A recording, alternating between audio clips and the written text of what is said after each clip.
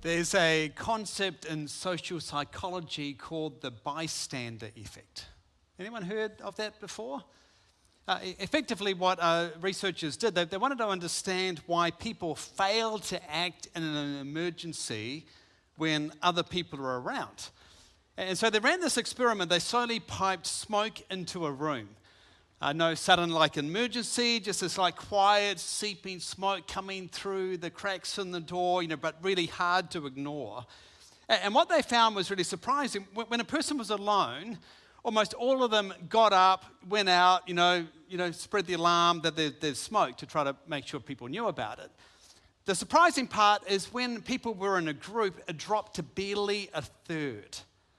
So same smoke, same danger, entirely different response. Not because the group didn't care, just there's so many people. And I guess people just looked around at each other and saw other people sitting calmly and read that as a signal. Well, maybe it's fine. Maybe somebody's already gone and spread the alarm. I guess it's not my job, is it? Not my responsibility. And the researchers discovered that the greater the crowd, the greater the paralysis. So here's a question I've been sitting with for some time. What if the church had its own version of the bystander effect? I mean, let's go a little bit deeper in that. What if you and I had our own version of the bystander effect? Where we've seen the brokenness around us, we may have even felt something in here, but then we're scanned the room that we're in, we've scanned society and thought, well, no one else seems to be doing anything. And so we've assumed because other people are not moving, well, we don't need to either. So there's almost this internal dialogue that goes on, something's wrong here. Somebody needs to stand up and do something. But surely somebody's already onto it. It's not my job, not my responsibility. And it's not that we don't care, it's not that we're lazy, we just assume it's somebody else's job. I want to share with you the story of a man who saw a problem.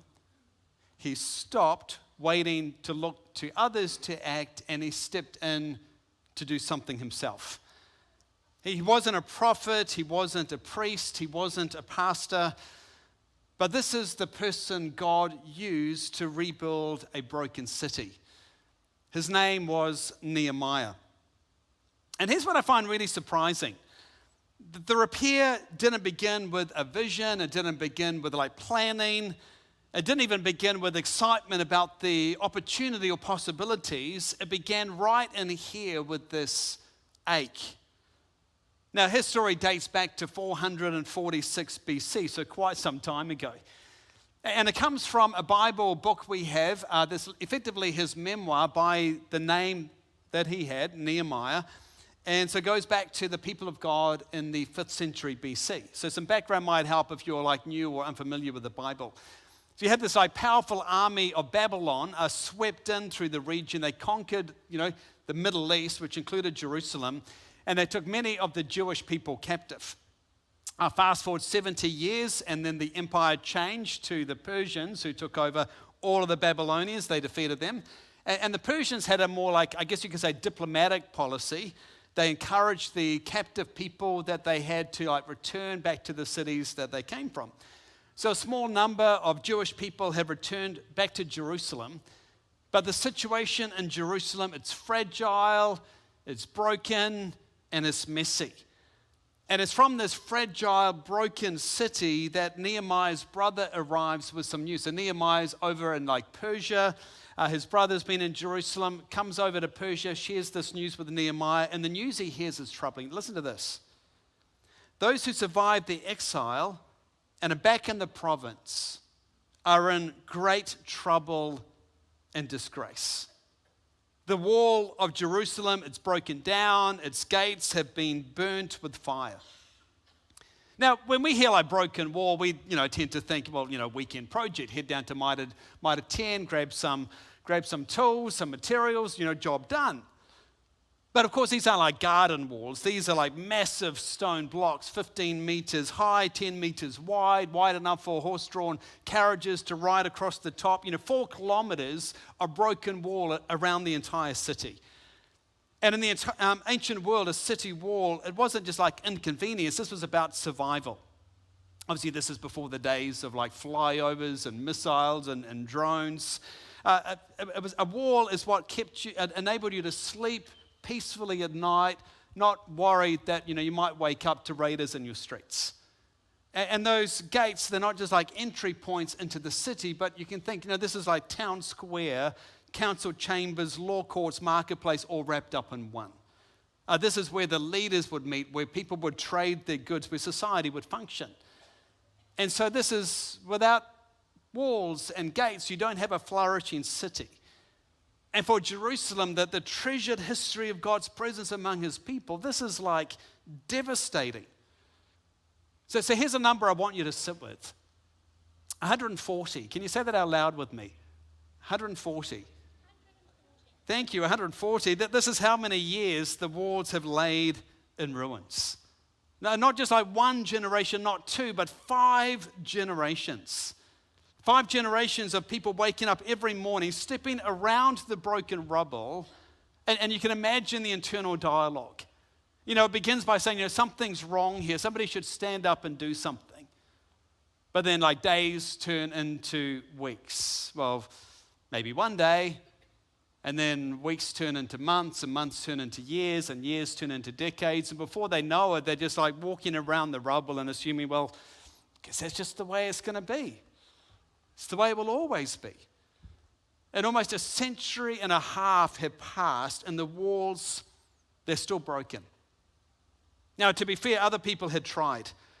They had willing hands, willing hearts, set out to do something about it.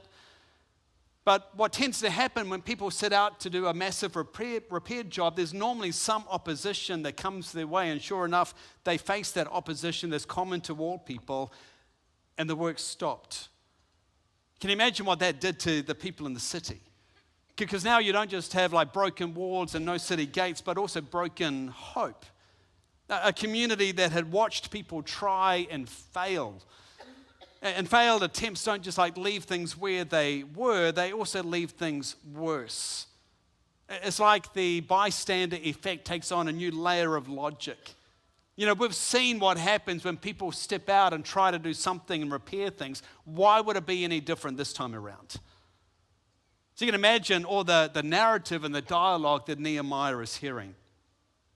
But here's what I want you to notice about Nehemiah. He is a long, long way away from Jerusalem.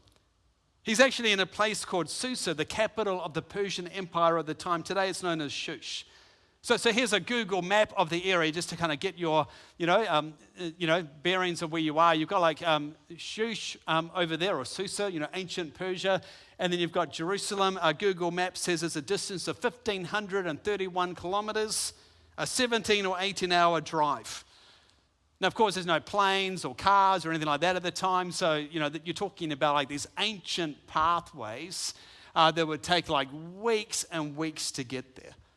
That distance is roughly the whole length of New Zealand, from the top of Cape Reinga to the very bottom of the South Island at Bluff.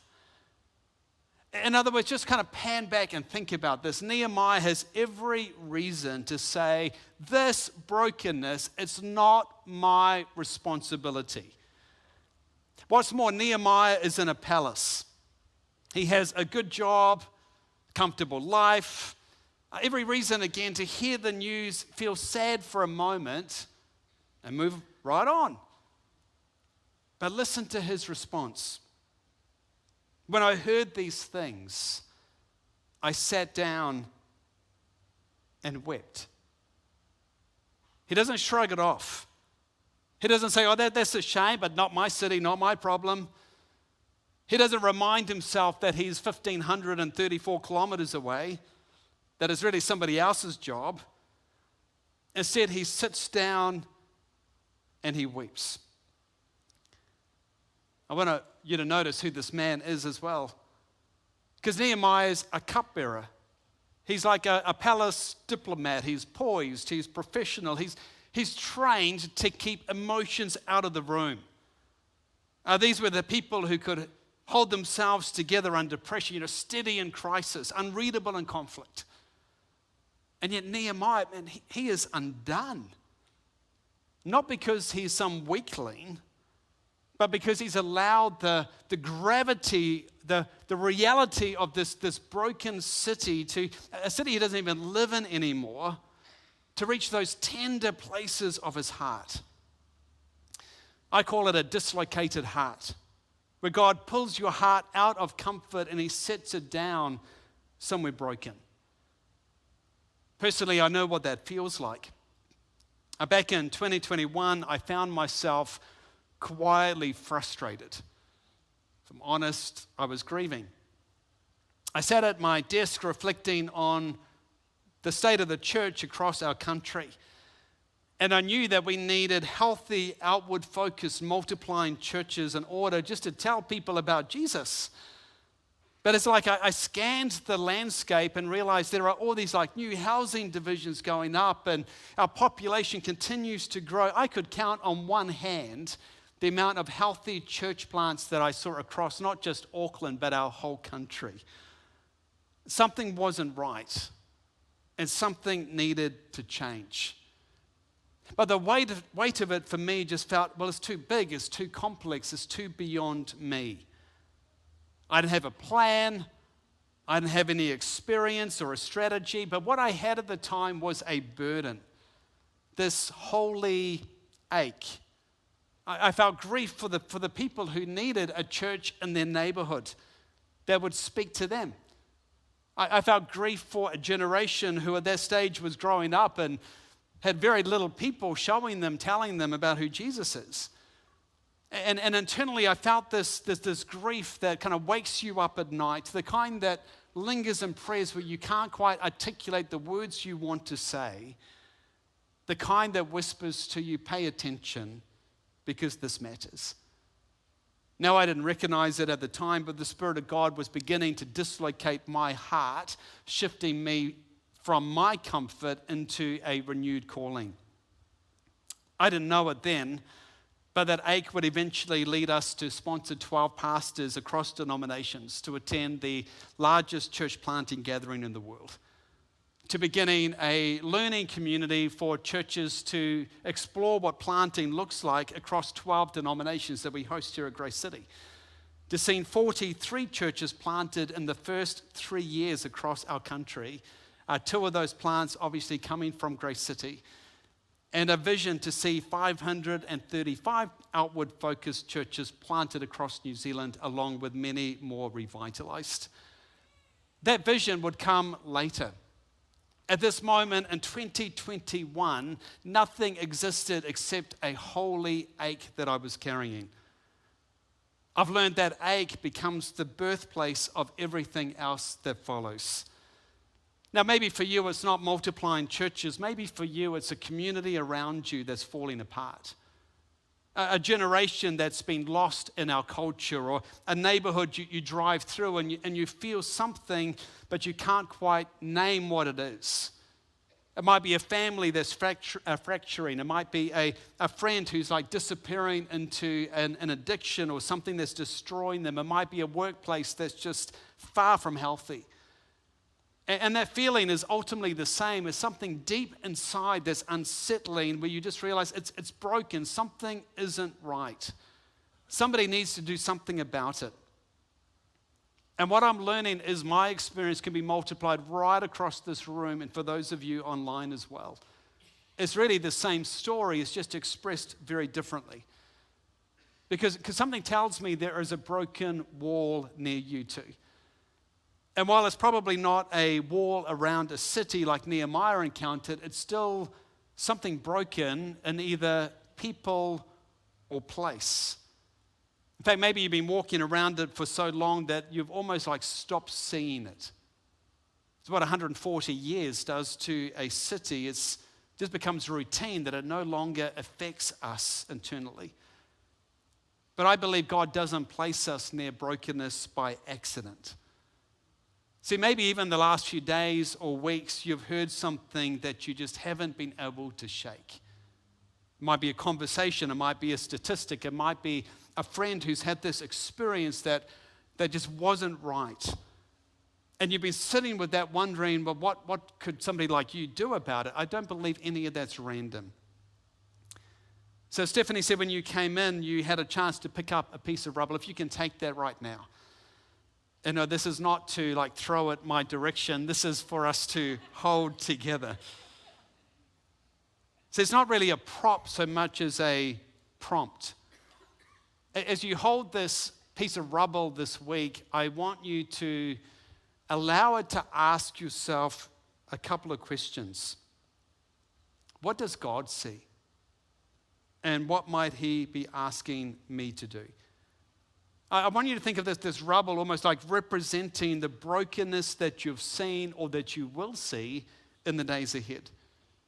Maybe you've been driving past it. Maybe you just haven't been able to shake it. Maybe you just haven't really seen or heard it yet, but I believe it will come. See, for some of you, you can like name it right now because you've been feeling it for some time. You just don't know what to do with it. For others of you, it might be this week as you just sit with it and allow this to remind you.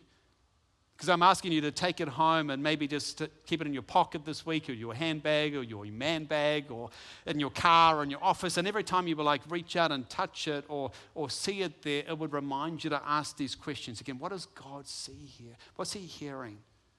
And what might he be inviting me to step into?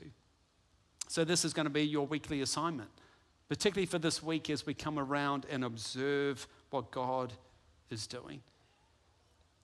And when you observe it, whether you're there now or whether you will be in the days ahead, I just want you to feel it, to hold that rubble and feel what you should feel, that ache, a holy ache where each story of repair begins right in here with something that we feel because something's not right. And many times God is inviting you and me to step in and repair what's broken. As we hold it, it's almost like this whisper that comes, pay attention. Someone needs to do something, and what if that someone is actually you? See, what I've learned is that before God gives vision, he tends to give burden. Before God sends us out to rebuild, he teaches us to weep. What I've learned is that every significant movement of God in history can be traced back to one ordinary person who allowed themselves to truly feel the weight of what is broken. See, I don't believe brokenness is never the end of the story. Rather, it can be the beginning of a renewed calling. Because before Nehemiah could build the wall, he first needed to weep over the ruins. But then in chapter 1, he does something else. He doesn't just stay with the weep, with the grief. Instead, he moves on, and it's actually something that separates people who just like stay in despair land. Instead, he doesn't just stay there. He moves forward into worship. So listen to how he prays.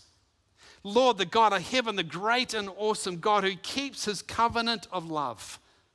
Let your ear be attentive, your eyes open to hear the prayer your servant is praying before you day and night.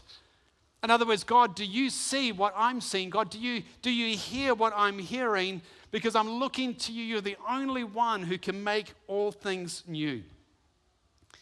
See, here in this chapter, I want you to see what I call this holy duo of weeping and worship. And it's so essential that they come together. You see, weeping without worship is the person who they see the brokenness so clearly. The injustice, the suffering, the world like falling apart. It's just they have nowhere to take it. And over time, if you just like stay there in the weeping, it's like that passion curdles into bitterness. Compassion hardens into cynicism or blame shifting. And it's like you become this expert in what's problem, but you've got, in the problem, but you've got nowhere to take it. You've got no solution. And I think we've all met people like that, or you've been in that situation yourself. Weeping without worship, I think of it like a torch without batteries. You're like waving it with passion. It casts no light. It casts no hope. There's no solution. Secondly, worship without weeping. Happens too, doesn't it? It happens particularly in churches as the person or the community is so caught up in their comfort, their celebration, that they've like stopped feeling the pain of the world outside. It's like we become disconnected from it, insulated from it all. It's more like an observatory on a hill rather than a light on a hill. So we start like studying the darkness, and we can like memorize and tell a whole lot of stats about the darkness, but we just like enter into the darkness because we keep ourselves at a safe distance. But weeping and worship, when they come together, grief and hope held in the same hands. It's like a furnace where everything begins to happen and everything begins to change. Weeping and worship is what's necessary. You see, Nehemiah refused to separate them, and this is what I believe where every great movement of renewal begins. So here's what I don't want you to miss. This wasn't a one-off prayer for him.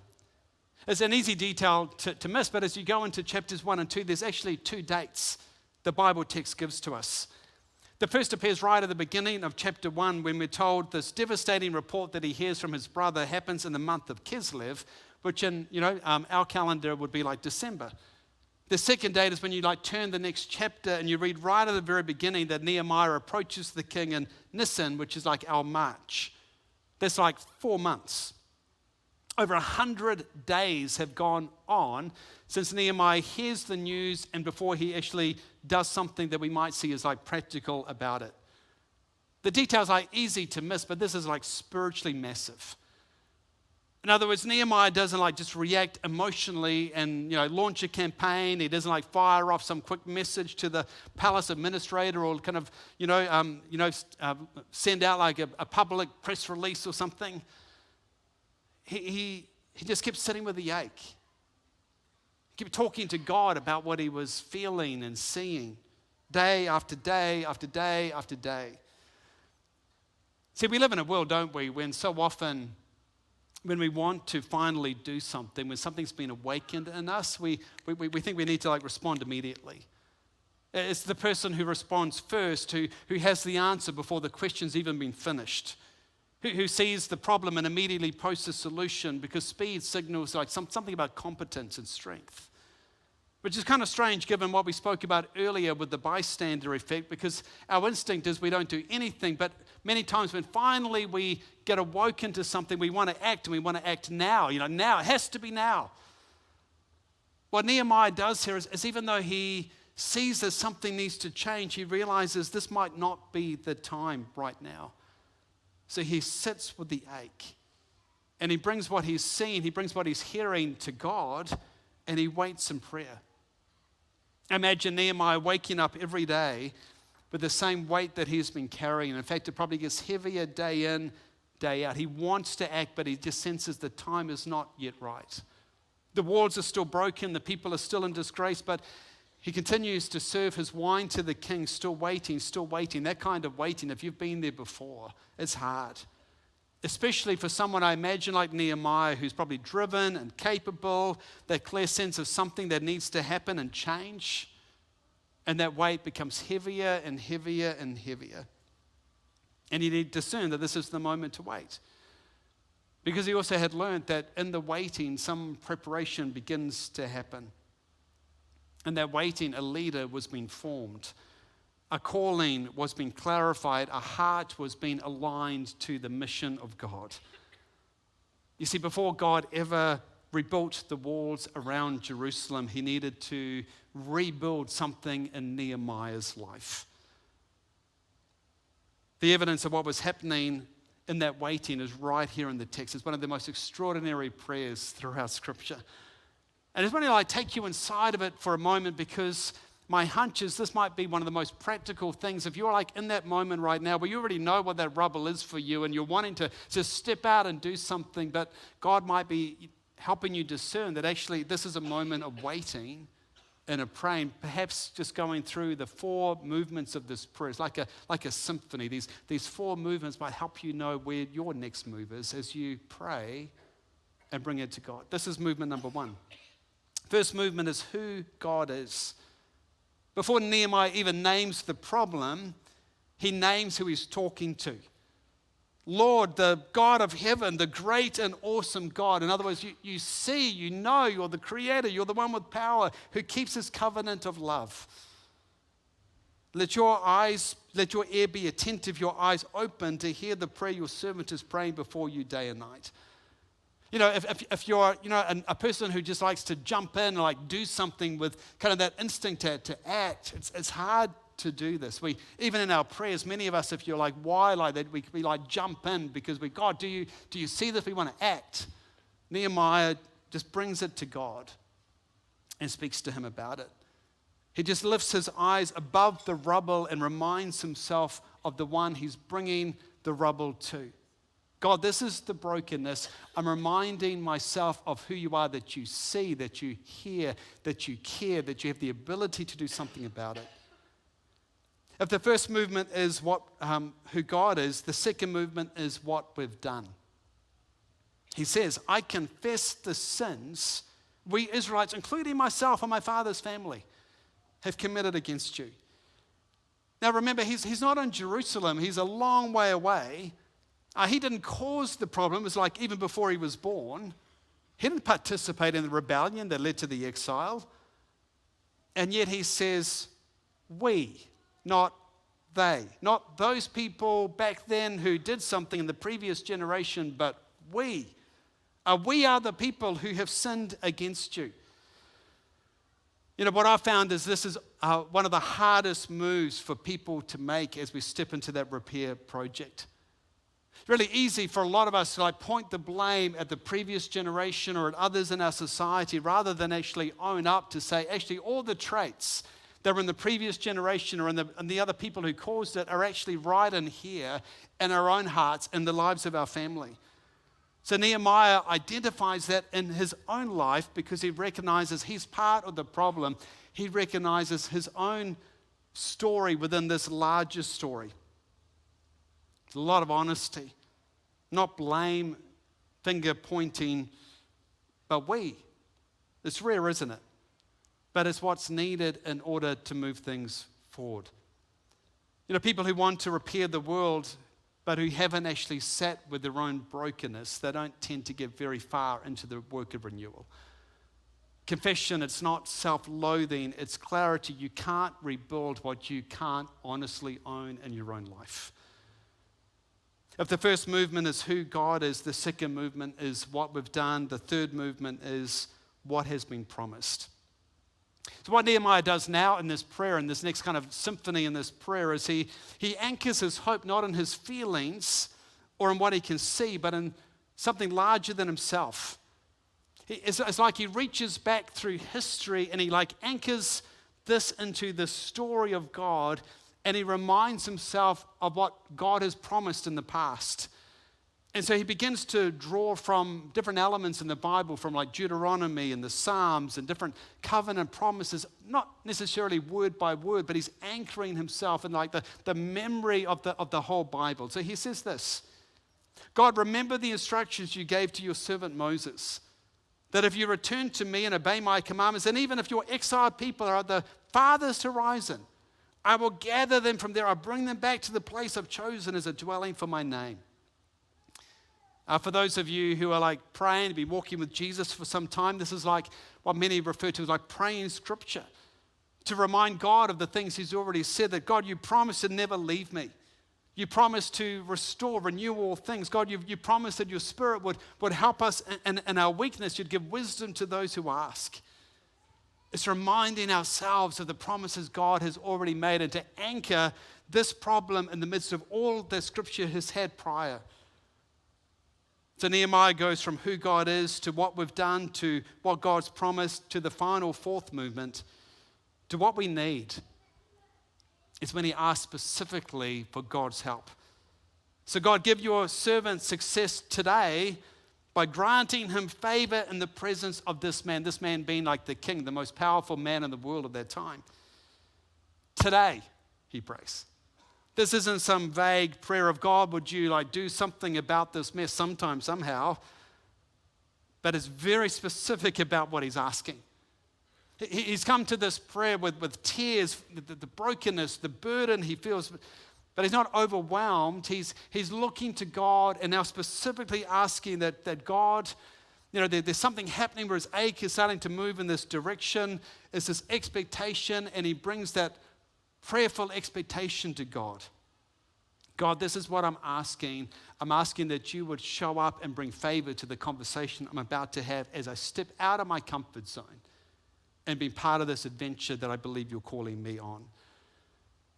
So you might be carrying a burden right now. It might be for a person, it might be a family member, it might be a community, a neighborhood, a cause.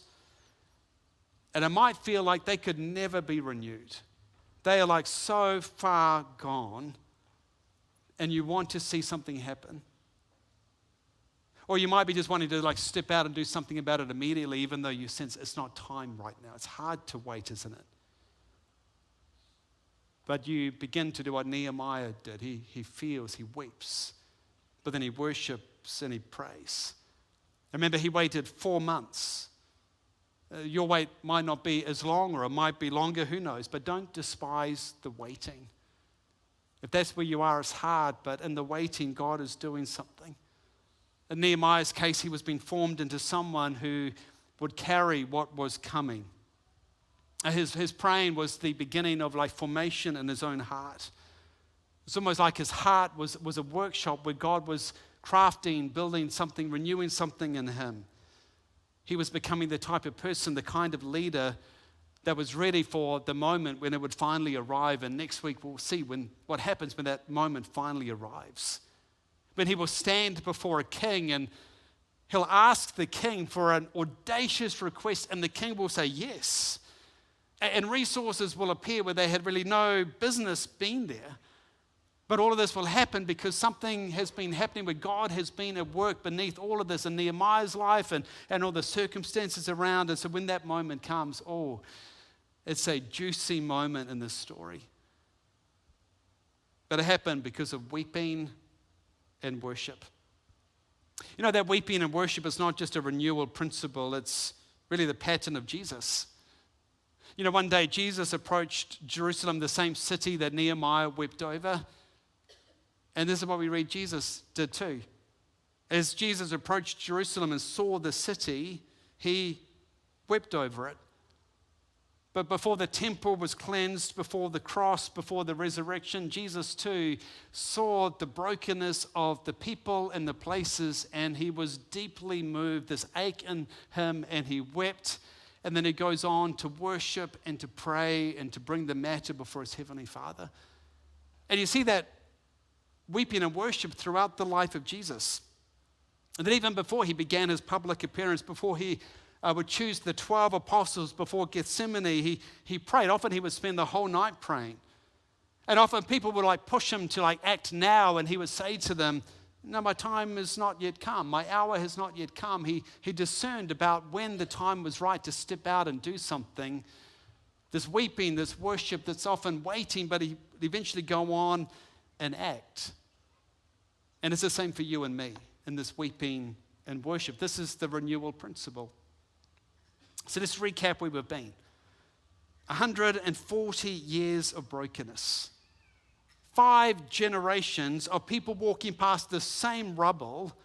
5 generations of people saying somebody somewhere should do something about it. Maybe one day, well, I guess it's just going to be the way it is. It's that bystander effect on a city scale for a century and a half. And then one ordinary cupbearer appears in the story who wept when he didn't have to, who prayed when he could have panicked, but instead this is the one who would step into this grand adventure of joining God in the renewal of people and places. Perhaps God is already stirring something in your heart, or will do over the days ahead. And I believe it begins right here with this holy ache, a burden that will not leave you alone. But the brokenness you see in the people and places around you, it never means that they are beyond repair. The question is not whether God can rebuild and renew. Of course he can. The question is, will you be willing and available to him to invite you into that work of renewal? So here's our big idea today. Brokenness is never the end of the story. It's the beginning of a calling. Weeping and worship, that's where everything begins. It's this duo that has to come together. So that piece of rubble in your hand, again, is not so much of a thing just to take home. It's this prompt to remind you of these questions. That every time you see it this week, whether it's in your pocket, your bag, your car, wherever it is, that you would ask these questions. What does God see here? What does God hear at the moment? And what might he be inviting me to step into? So I've got a challenge for you if you're up for it. And I believe if you step into this challenge that's going to go on for these 8 weeks of the series, the Spirit of God is going to take you on an adventure. And if you're up to it, we're going to go, this is the direction of travel for us. This week is all about observing and then praying and dreaming and sharing, mobilize, persevere, celebrate, and then review and return. That's like the 8 weeks that we're going to be looking at, which just traces Nehemiah's story. There's a QR code coming up on the screen which can direct you to a PDF, which kind of breaks down some exercises for each week. You might want to do this as a household, your small group, or just by yourself. If you go there, which invite you to grab your phone now, it's easier to do it now rather than go to our website later. There's a PDF there that kind of breaks down the exercises. You can download that or just see each week as we come to it. This week, again, I'm just inviting you to take this, and I want you to do 2 things. One, I want you to go on a 30-minute walk just around your area or your workplace. It's not to do anything. It's just to observe. Look at what's beautiful, and then look at what's broken. Just try to attune your eyes to see what God sees in this situation, what God might be hearing in this situation. Just hold the piece of rubble. Second exercise is this. I want you to actually converse with a local. It might be your hairdresser or barber. It might be the cafe person who brings you your coffee. It might be a school teacher in there. Whoever it is, just ask them, what do you see as beautiful? What do you see as broken? And just observe.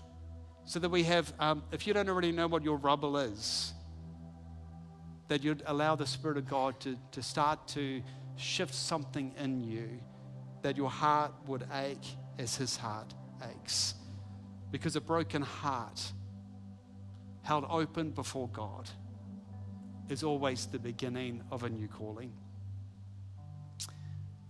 As we begin to pray, before we take communion, again, I just want you to hold this piece of rubble.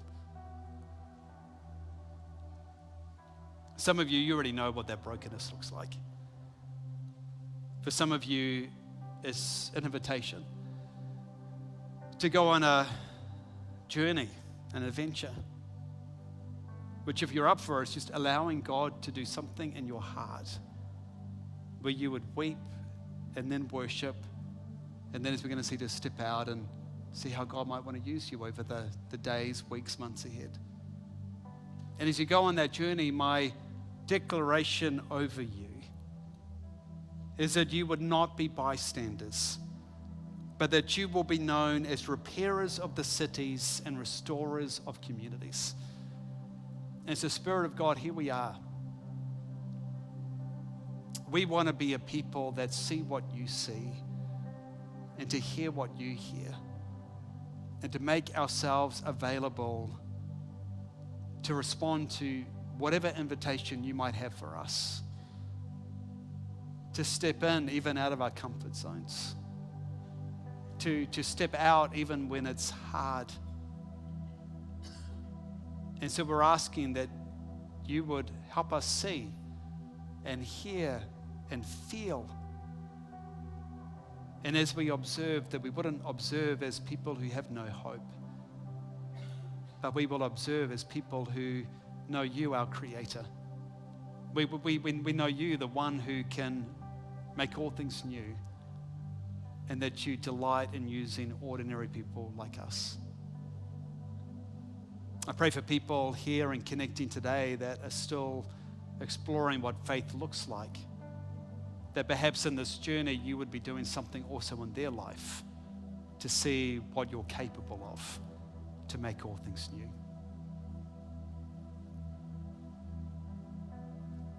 We look to you, O Jesus, the one who promises to make all things new. Amen. Amen.